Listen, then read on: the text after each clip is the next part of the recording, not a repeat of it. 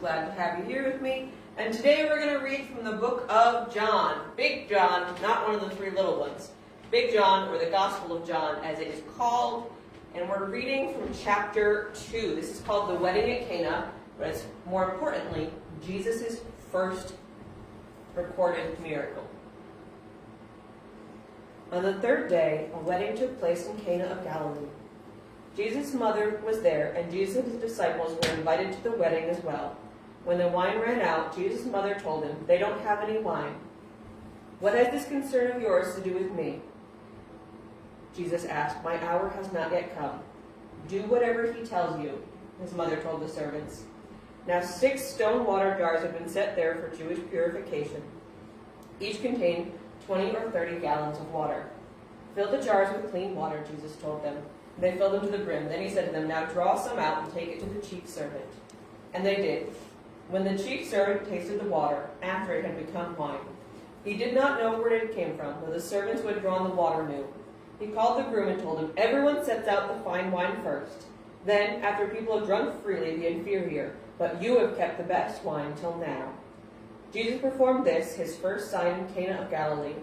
He displayed his glory, and his disciples believed in him. After this, he went down to Capernaum to gather together with his mother, his brothers, and his disciples, and they stayed there only a few days.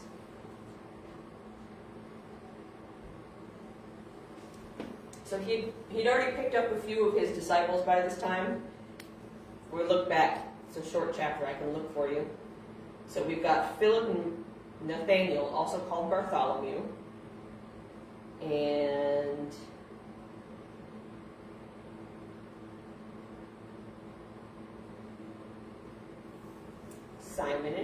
Simon called Peter, and his brother Andrew.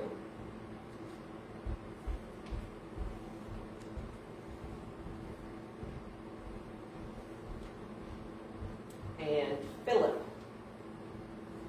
and John the Beloved. So he collected all of those people then, and they went to a family wedding with him. That probably sounds weird to us, because for us, weddings are something you get invited to, and there's like a sit-down dinner.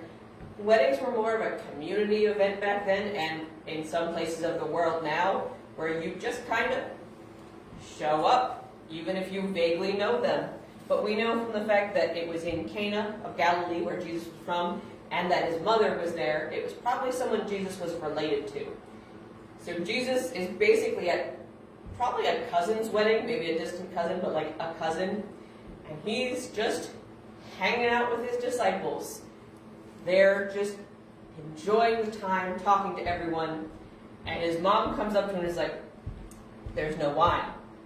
No question asked, and just an expectation. And Jesus says, "That's not my problem. It's not my time yet." And from the fact no other words are recorded, I just have to imagine that Mary gave him the look. If you have a mom, you know what look I mean. And then she turns to the servants in front of him and says, "Do whatever he says." And Jesus, whatever else he was, well, we know what else he was. He was fully God and fully man, but he was a person who loved his mom. He was a guy. And his mom said, "Fix this so your cousin's wedding isn't embarrassing." And Jesus obeyed, because that's his mom, and in the Bible it tells us to respect our parents, and that is what his mom asked him to do. But also, he just loved his mom and took care of it for her, even though it wasn't his time yet. And it becomes his first miracle. We've been talking about it for 2,000 and... Hang on, we record time after Jesus' death, so he's about 30 here. So minus 3 years plus 30 years. I'm doing math, hang on. 2,052 years. All because his mom told him to do something and he obeyed. My other favorite part of that is all Jesus had was from God, which means that God also went, "Well, your mom told you to."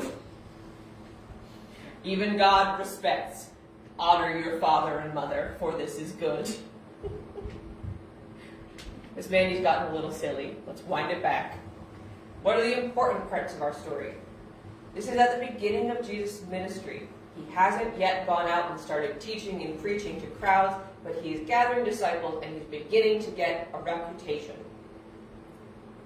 He is there at a family event with some of his disciples. They're conversing, they're relaxing, and his mother asks this of him. And Jesus performs his first miracle. That's what's important about the story, is Jesus' obedience, his willingness to do what needed to be done, but also the fact that Jesus doesn't take credit for this. Only the servants and Mary and John the Beloved, who wrote the book of John, know what Jesus did here. He wouldn't have advertised it. In fact, Jesus did that a lot. He would perform a miracle and then say, and don't tell anybody. He did it all the time. But in this instance, he didn't take credit to give others credit. This was an act of kindness and obedience and respect on Jesus' part, and it's also the official beginning of his ministry, because after this, he has a reputation. Everywhere he goes, they know him. But also the servants listened to him, so he was starting to build a reputation. Anyway, I wanted to establish this as the beginning of Jesus' ministry because we're going to be talking about Jesus' ministry and the things he did for the next few weeks. That is our topic, is Jesus. How shocking for a Sunday school class. But we'll be talking about the ministry of Jesus, some of his parables, some of the interesting things he did, and all the people he met, following up to Easter, about 6 weeks. I'm ahead of schedule this year. And I will see you guys next week for our next lesson. Have a wonderful week. Bye.